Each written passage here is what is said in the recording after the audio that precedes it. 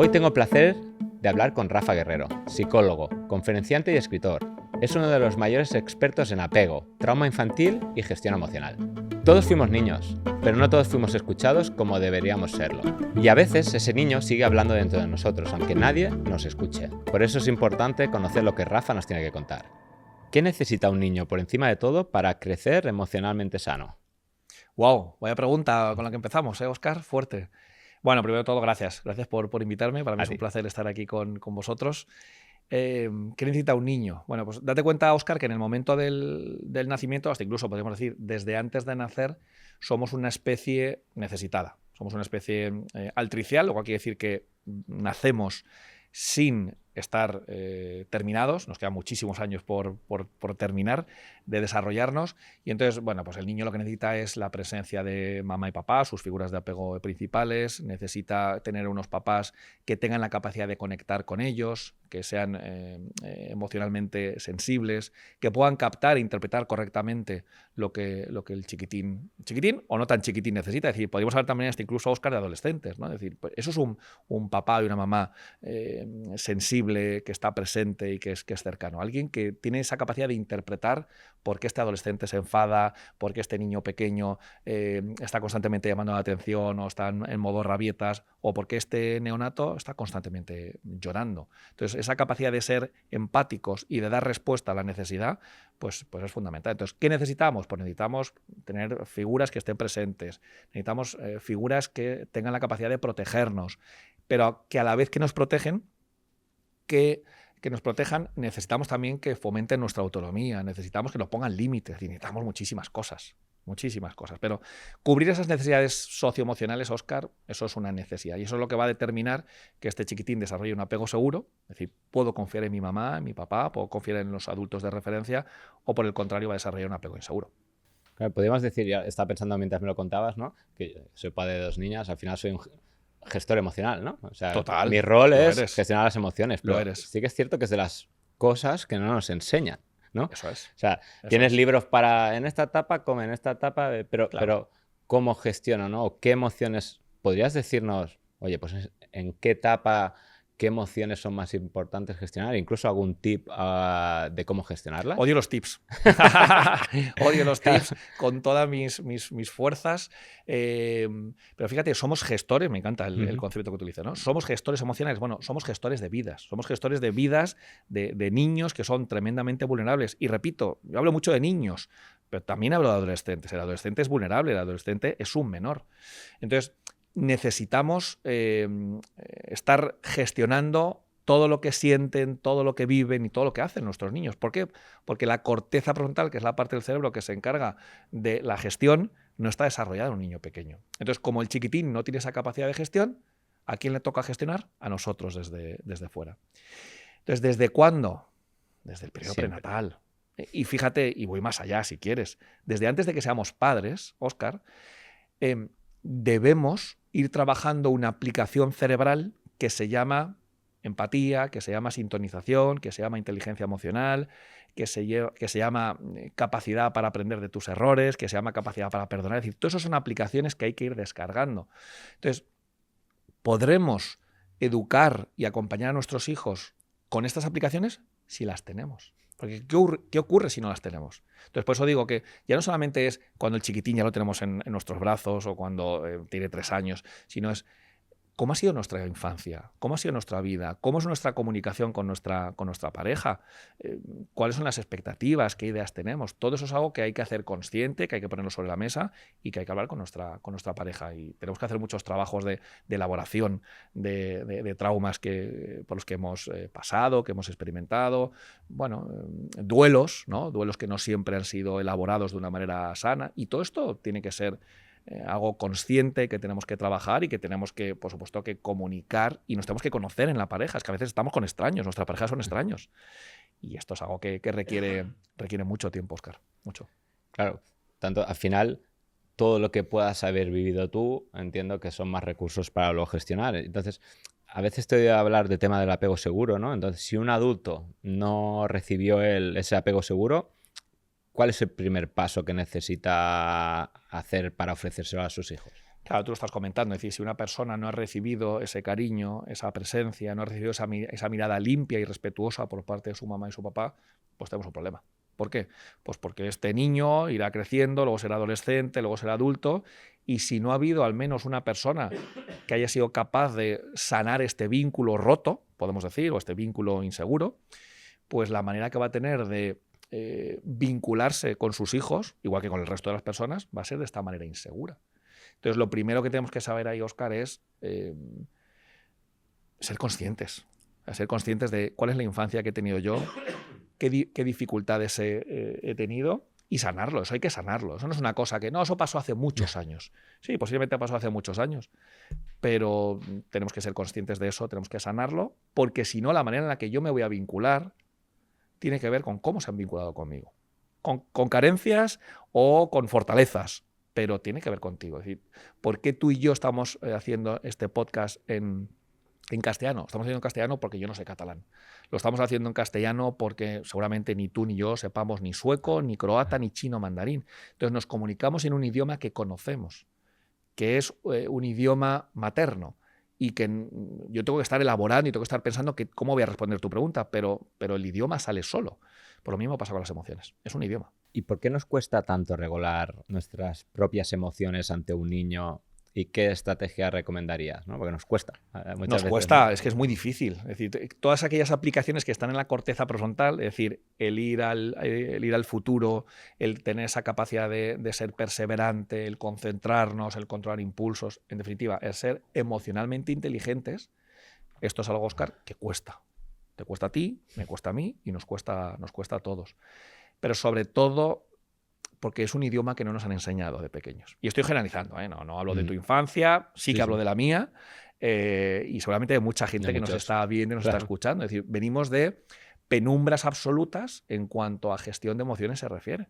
Es decir, no hemos tenido la suerte de tener unos papás que nos hayan permitido las emociones, la tristeza, la rabia, el miedo, la vergüenza. No les han puesto nombre a esas emociones que estábamos sintiendo y tampoco nos han dado estrategias de gestión emocional. Pero el truco de todo esto, Óscar, es que no solamente es que no nos hayan hablado en este idioma, sino que ellos no tenían ese idioma.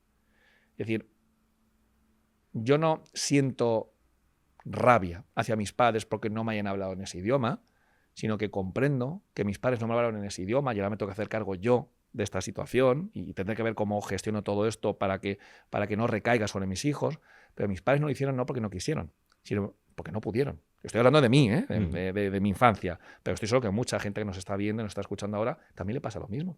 Es que en mi casa no se permitían las emociones, en mi casa no se permitía estar triste. Bueno, pues si en casa no se permite estar triste, ¿cómo yo hoy adulto voy a ser capaz de conectar con esta emoción que es desagradable, ponerle un nombre, se llama tristeza, permitirme esta tristeza y buscar soluciones a mi tristeza? En el mundo educativo, ¿ves actualmente que se está fomentando esta parte de reconocimiento de emociones por parte de los niños? ¿Se habla mucho más? ¿Está cambiando? Sí, afortunadamente sí. Afortunadamente hablamos más de inteligencia emocional, hablamos más de dar un espacio y un lugar a las emociones.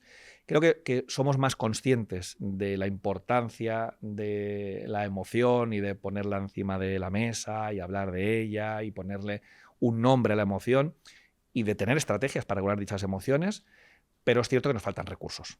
Nos faltan recursos. Es decir, a las personas, ya no digo a los profesores, a las personas adultas nos faltan recursos, ¿no? Somos analfabetos emocionales. ¿Qué nos recomendarías? Yo quiero aprender, ¿no? Al final a gestionar, ¿no? ¿Cómo puedo aprender a mi edad, ¿no? Decir, oye, pues puedo leer libros, escuchar o seguir a gente como tú. Vale. Pero eso está genial, Óscar. Es decir, está genial leer libros, y os lo dice alguien que escribe libros, ¿vale? Y podemos leerle cuentos a nuestros hijos, os lo dice alguien que escribe cuentos para los niños, podemos escuchar podcasts como este, que es fantástico, podemos ir a conferencias. Eso está genial, pero eso tiene que ver con la parte más neocortical, con la parte más de neocórtex, más racional, más lingüística, más consciente, podríamos decir.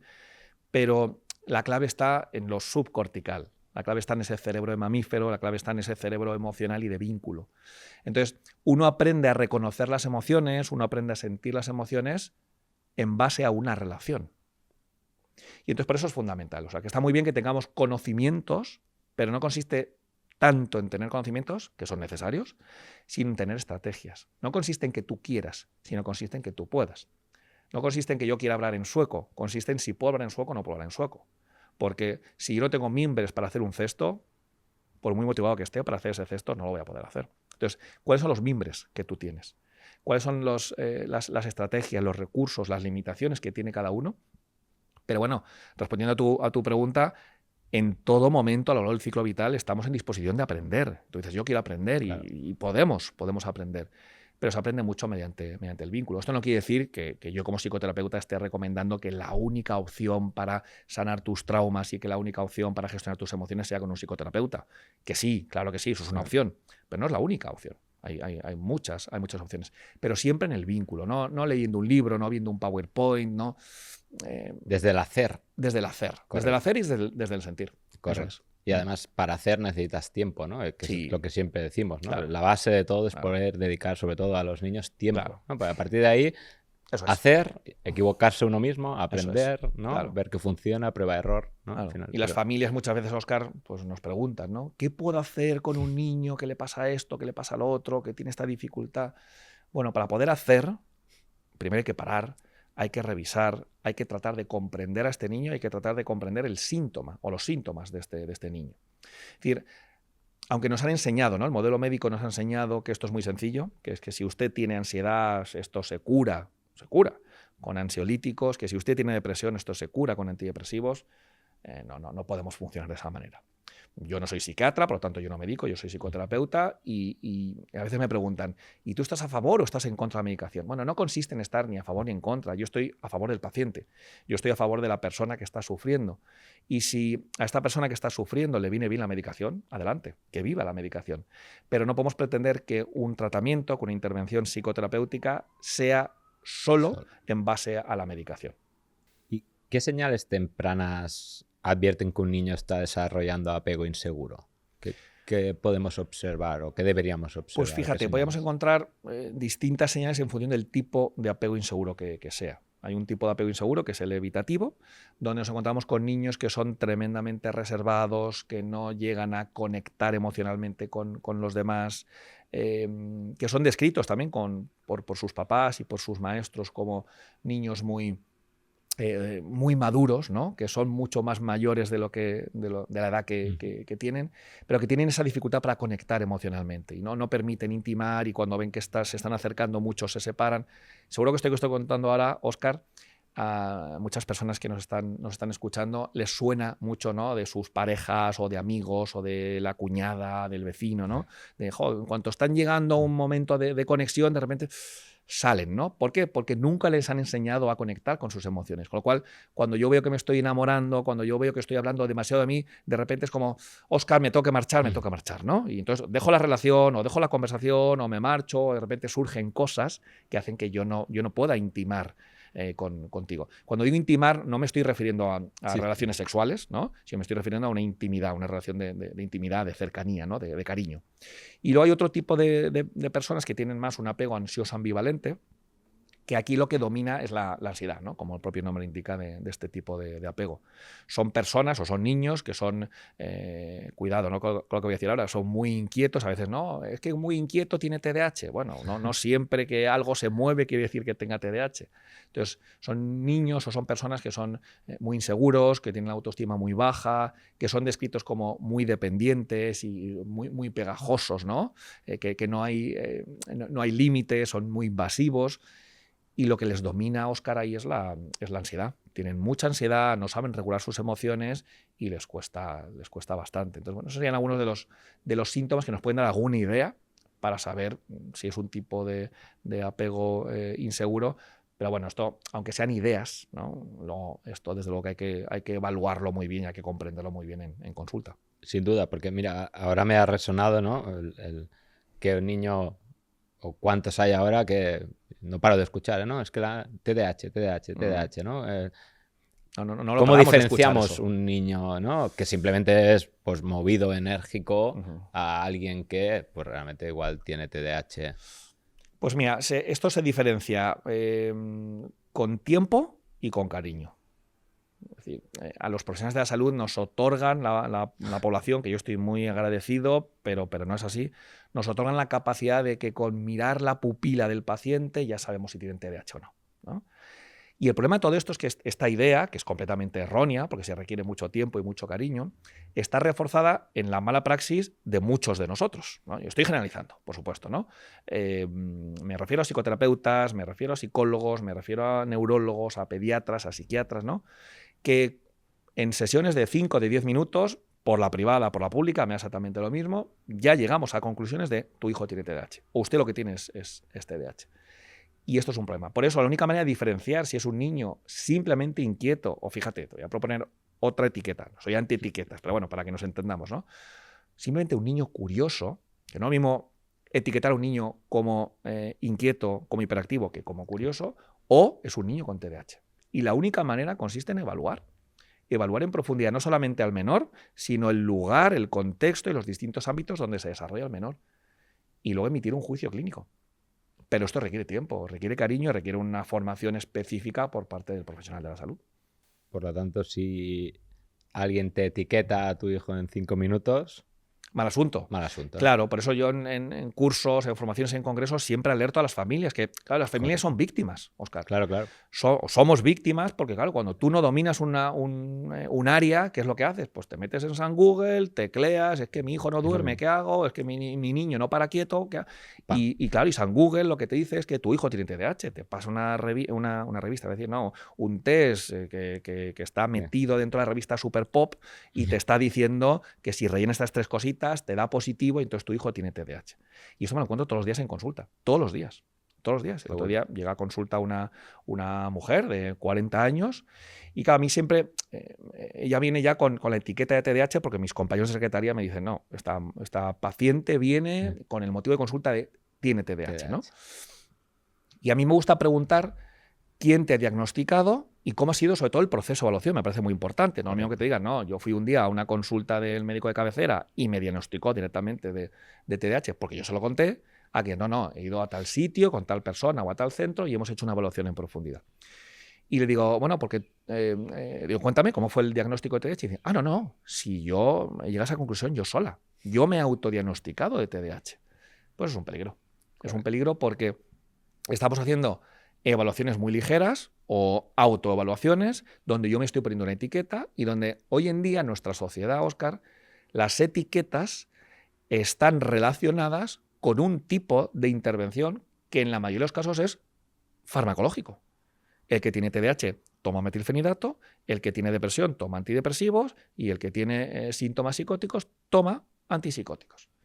Con lo cual, ¿que viva la medicación? Que viva la medicación, por supuesto, pero bien pautada y seguida por un profesional que está detrás de todo esto. Pero el tratamiento no puede ser exclusivamente farmacológico. No puede ser. Hay que hacer otro tipo de intervenciones y muchas veces en el contexto. Porque si resulta que yo trabajo con el menor o trabajo con la persona, pero no estoy trabajando en el contexto en el que vive esa persona, sea menor o no, pues seguimos igual. Lo que he avanzado por aquí lo vuelvo a perder en el otro contexto, que es un contexto de relaciones disruptivas o un contexto de relaciones de sometimiento, abusivo, maltratador. Sin duda, volvemos al factor tiempo, por eso. Decíamos, volvemos al factor tiempo. Gestionar emocionalmente o correctamente a nuestros hijos, cada uno con su estrategia, requiere tiempo. Y si queremos diagnosticar, porque creemos que hay algo, da tiempo también, ¿no? Que esto en la sociedad de hoy en día, donde queremos la inmediatez, y seguramente a todos nos va bien, etiquetar rápido, solución rápida, no funciona así. Hay cosas y en las emociones que no funcionan así. Seguro. Pero fíjate, vamos a imaginar el supuesto caso de que viene un adolescente a consulta, o si quieres, venga, un joven de 20, 22 años viene a consulta, es decir, tiene 20, 22 años. Tiene 22 años. Es decir, fíjate la cantidad de cosas que pasan en 22 años. Cosas agradables, desagradables, acontecimientos que han significado un punto de inflexión y que le han servido para unos aprendizajes que son estupendos, para tener unos valores, también para tener unos acontecimientos traumáticos, unas limitaciones, unos miedos, fenomenal, unas angustias, bien. Y resulta que nos estamos obligando o estamos teniendo la expectativa de que yo en una única sesión, en un chaval de 22 años, le solucione la vida.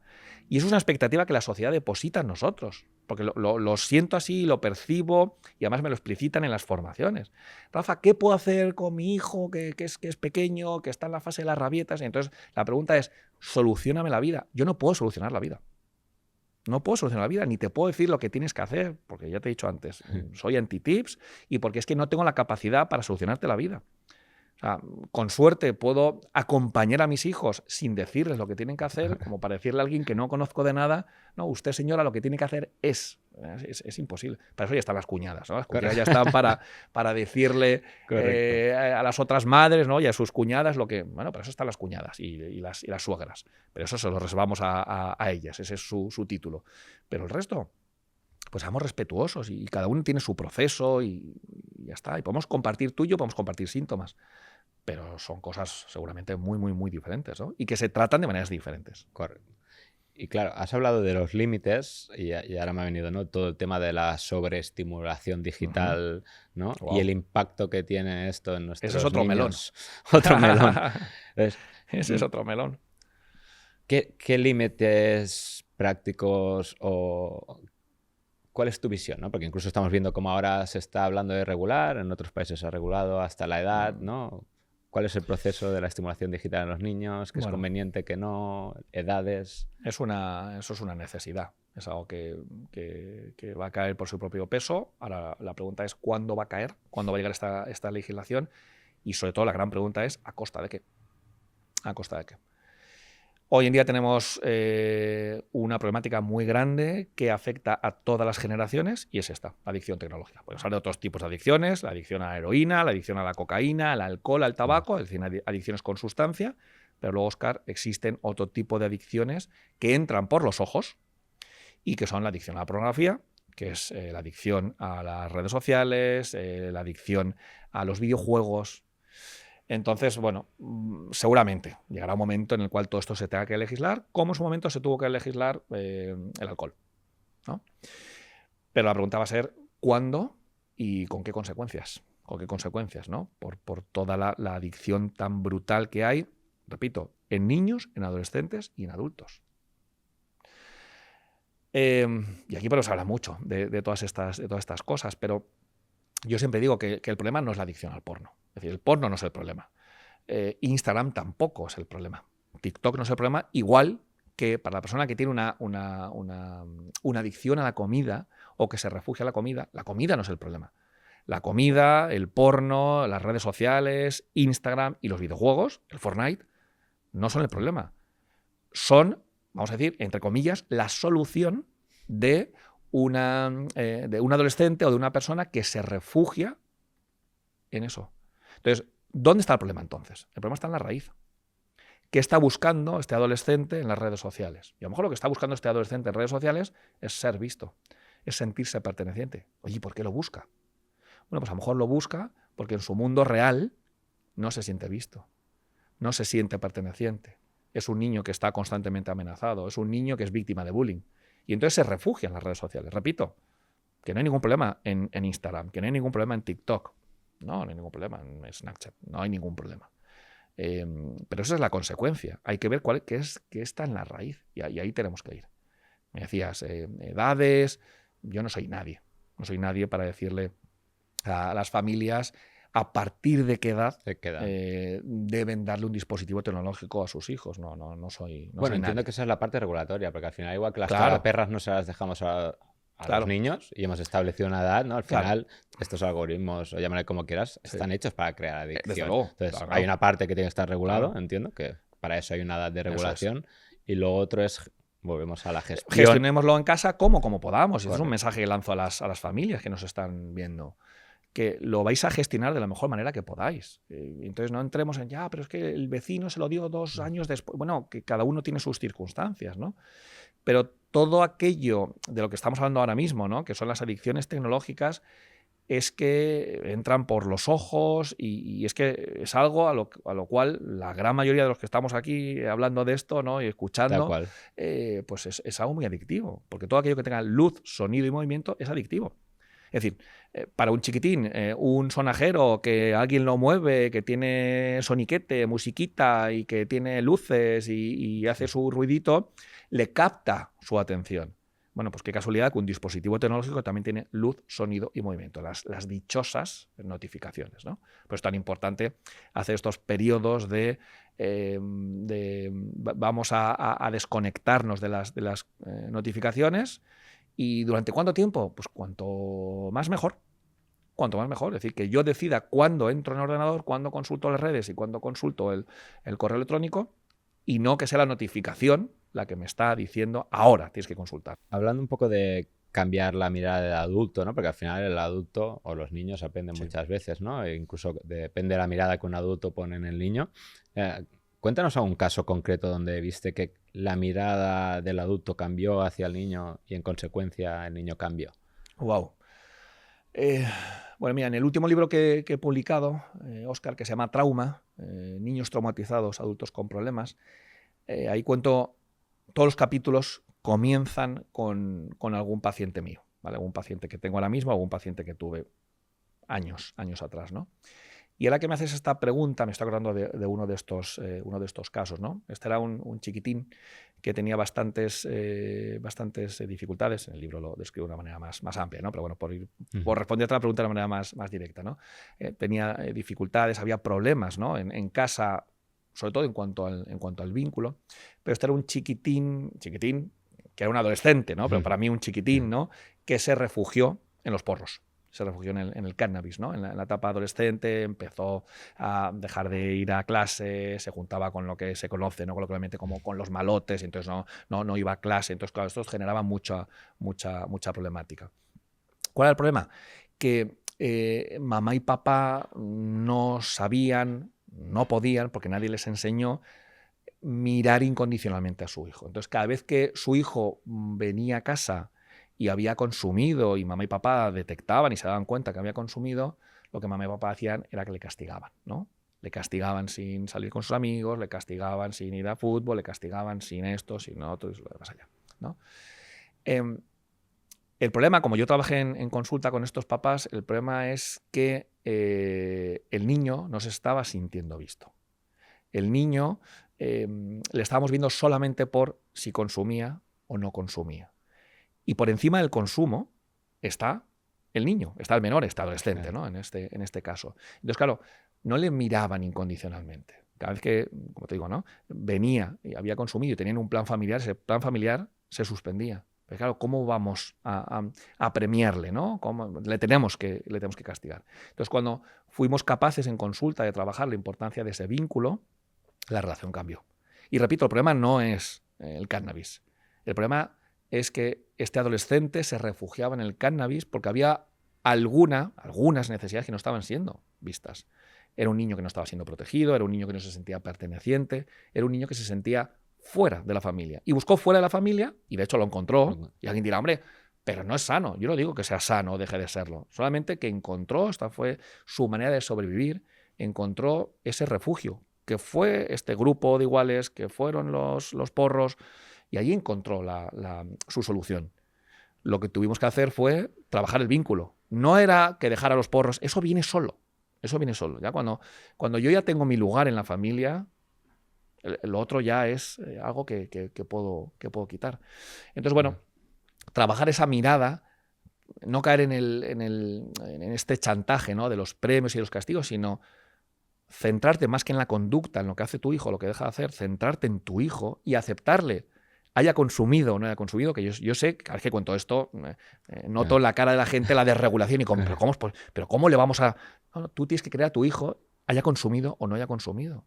Tú tienes que creer a tu hijo, cumpla con tus expectativas o no. Es decir, es un amor incondicional, es una mirada incondicional. Entonces, hacer este cambio, Óscar, es lo que marca la diferencia. Entonces, en vez de centrarnos en el consumo, en el no consumo, en vez de centrarnos en la conducta, lo que hace, lo que deja de hacer, es centrarnos en ese vínculo. Y eso fue lo que salvó a la familia, ¿no? Y además entiendo que el hablar es súper importante, quiero decir, porque ahora me has hecho reflexionar, ¿no? ¿Cuántas veces que vemos que algo pues no es correcto en nuestros hijos o nuestras hijas, y la frase es que, lo pienso a veces, decimos, es que eres mala, ¿no? O eres...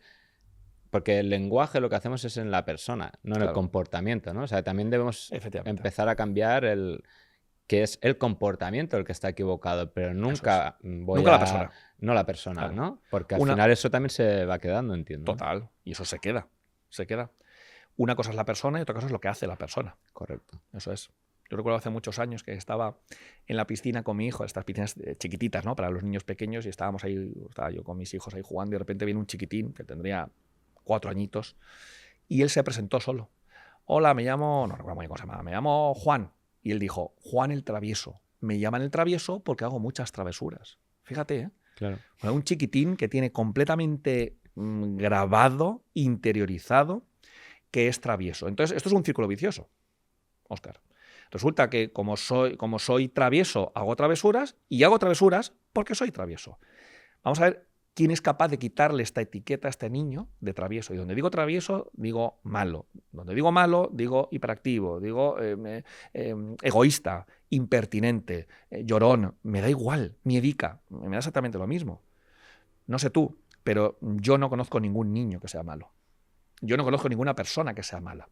Lo que sí que conozco son personas, incluso adultas, que han hecho cosas que son verdaderas atrocidades, que no han tenido infancias sanas, que no han tenido infancias donde alguien les ha querido, donde alguien les ha mirado incondicionalmente, donde alguien les ha puesto límites, o donde el vehículo de la comunicación ha sido mediante el amor y mediante el respeto. De esos conozco muchos. Pero bajo mi punto de vista no existe la persona mala. Existen personas que hacen cosas malas y cosas que hay que... por supuesto que nos tenemos que hacer cargo de ellas y todo lo que continúa, ¿no? Pero no existe la persona mala. Existen personas que hacen cosas malas. Los niños igual, exactamente lo mismo. Ya, pero es que esto que está haciendo no está bien. Pero es el comportamiento. Claro, pero es el comportamiento. No y eso es juicio. Y eso depende de la mirada. A mí no me gusta que cuando vamos a casa de mis padres, mis hijos no le den un beso al abuelito y a la abuelita. Bueno, pero ese es tu deseo. No es una necesidad que tenga el niño. Si el niño tiene necesidad de darle un beso a sus abuelos, se lo va a dar. Pero ¿y si no quiere? ¿Por qué no les respetamos? No, hombre, es que si no, mis padres se van a sentir muy mal. Es un problema de tus padres. Y siento ser tan directo. Es un problema de tus padres. Y se van a poner muy tristes. Es un problema de tus padres. Es decir, nuestros hijos no tienen por qué estar cubriendo vacíos emocionales de nuestros padres. Ni siquiera los nuestros. Ni siquiera los nuestros. ¿Cuántas veces hemos escuchado esto de fulanito y menganito tuvieron un hijo porque creían que esa era la manera en la cual iban a solucionar sus conflictos? Si un hijo te va a dar muchos conflictos y te va a dar muchos quebraderos de cabeza. No va a solucionar, al contrario, va a echar más leña al fuego. Normal. ¿Por qué? Porque es un ser que te necesita, es un ser dependiente. O vocaciones frustradas. O vocaciones frustradas. Y lo vemos en el deporte, en los niños que practican deporte. Quiero que practique esgrima o que practique fútbol porque a mí me hubiese encantado, pero claro, la lesión de rodilla me impidió. Cuando veces preguntaba a los papás, oye, ¿y por qué va a 4 extraescolares? No, mira, entonces te lo describen muy bien y está todo muy justificado racionalmente. ¿No? Y va a música porque amansa las fieras. Todo esto que cuento es cierto, ¿eh? O sea, que no me lo invento. Sí. O sea, tengo mucha literatura que contar, ¿no? Y va a matemáticas porque yo de pequeña iba muy mal y lo pasé muy mal. Pero perdona, no te estoy preguntando a ti, estoy preguntando que por qué tu hijo le has apuntado a matemáticas. No, él va bien, pero por si acaso... No. Y que es legítimo y que hay muchos miedos, ¿no? Es decir, que me parece súper respetable lo que está haciendo esta mamá y este papá, ¿no? Pero tratemos de cambiar el foco y ubicarlo nosotros. ¿Por qué hago todo esto? ¿Por qué sobreprotejo? ¿Por qué no pongo límites? Bueno, pues aquí hay muchas cosas. Empezar a poner el foco en uno mismo primero. Poner el foco en nosotros. Correcto. Claro. Y vamos a hablar en esta última parte de traumas, ¿no? Porque también eres experto. Sí. Primero, me gustaría definir qué es un microtrauma, ¿no? Y cómo se manifiesta, ¿no? Años después. Vale. Fíjate, yo el concepto microtrauma, tengo colegas, tengo compañeros y amigos que sí que lo utilizan. No es un concepto que yo suelo utilizar, pero bueno, ahora lo explicamos, ¿no? A ver, cuando hablamos de trauma, vamos a hablar de trauma genérico, ¿no? Sí. Ahora nos damos tú y una vueltecita por aquí, por Barcelona, y le preguntamos a cualquier persona de la calle, bueno, desde la adolescencia para arriba, tú le preguntas, disculpe, ¿qué es un trauma? Lo que la gente te va a decir que es un trauma es cualquier situación que ha sido emocional, ha tenido una intensidad emocional muy potente, muy grande, pero que ha sido un ensayo, un único ensayo, una única situación y que tiene que ver con un accidente de tráfico, que tiene que ver con un desastre natural, que tiene que ver con una violación. Es decir, todo eso es lo que la gente reconoce como trauma. Si le preguntamos a la gente, oye, ¿y el accidente que supuso, el accidente del avión de los equipos de rugby uruguayo que iba hacia Santiago de Chile a jugar el partido de rugby, ¿eso es un acontecimiento traumático? Todo el mundo dice, por supuesto que es un acontecimiento traumático, ¿no? Todo el mundo ve que eso es un trauma. Ahora, luego están los microtraumas, o lo que yo llamo, bueno, lo que llamo yo, o sea, utilizo ese concepto, pero no es mío, ¿no? Los traumas complejos. Son traumas complejos porque no se dan una única vez, sino que se dan de manera habitual. Es decir, en la manera en la que yo, padre maltratador, padre abusador, padre sometedor, me relaciono con mis hijos, lo que estoy haciendo es que estoy desarrollando un microtrauma, estoy desarrollando un trauma complejo. Es complejo porque se da en muchas ocasiones, pero sobre todo, Óscar, porque se da de una manera normalizada y no visibilizada por la sociedad. Si fuéramos, segunda parte, ¿no?, del ejercicio, ahora seguimos dando una vuelta por Barcelona y le preguntamos a la gente si cree que la sobreprotección es una forma de maltrato, o es una situación potencialmente traumática, la gran mayoría de la gente te va a decir que cree que no. Y voy más allá, ¿eh? Y si tú le preguntas a la gente que, oye, ¿tú crees que castigar o incluso premiar es una situación potencialmente traumática? La gran mayoría te va a decir que no. ¿Por qué? Porque es habitual castigar. Y alguien estará pensando, ya, pero no está bien. Y digo, sí, no está bien. ¿Por qué? Porque es una forma de maltrato, pues una situación potencialmente traumática. Eso es un trauma. Entonces los microtraumas se llaman así, microtraumas, porque son muy difíciles de ver, porque están amparados por la ley del silencio, porque nadie quiere hablar de ellos. Nadie quiere hablar de ellos. Podemos hablar largo y tendido de los traumas simples, ¿no? De los traumas que todo el mundo ve. Un accidente de tráfico, un desastre natural, una violación. Sí. Todas esas situaciones la gente las reconoce como traumáticas. Pero las que son en el día a día, que se pueden dar en un contexto privado y que suponen ese dolor porque no me estás tratando bien, porque me estás sometiendo, porque me estás chantajeando, eso también es traumático. Pero está tan normalizado, es tan habitual en nosotros relacionarnos así con nuestros hijos, que no se ve. ¿Y cuáles son los más habituales? El premiar recurrentemente en exceso conductas, el castigar también podría ser, porque te has portado sobreproteger. ¿Cuáles hay que están normalizados y son muy recurrentes y no nos damos cuenta? Un poco para ser consciente. Todos, lo que has comentado, desde luego, eso es potencialmente una situación de trauma complejo, pero chantajear es una forma, por ejemplo, de trauma complejo. No digo chantajear un día, porque un día es una anécdota. Claro, es mi manera habitual el problema de es cuando siempre, ¿no? Habitualmente me relaciono con mi hijo chantajeándolo. Correcto. Y esto lo vemos en el día a día, lo vemos en la gente, en nuestras familias, en nuestros amigos, lo vemos en la calle, ¿no? Porque lo hemos normalizado, seguramente. Porque lo hemos normalizado. Correcto. Y nadie se echa las manos a la cabeza, ¿no? El mentir también es algo que tiene que ver con la falta de respeto y que tiene que ver con situaciones donde yo no me siento querido ni me siento bien tratado por mis padres porque constantemente me están mintiendo, porque me están ocultando información. Claro. El abandono emocional, Óscar, esto es muy potente. Y a mí de manera personal me toca mucho, ¿no? Una infancia donde hubo abandono emocional. ¿Esto qué quiere decir? Bueno, donde yo tuve unos padres que no tenían inteligencia emocional, unos padres que no sabían hablar el idioma de las emociones y como no saben hablar ese idioma, como no tienen mimbres, no te pueden acompañar en el mundo emocional. Y entonces tú sufres solo.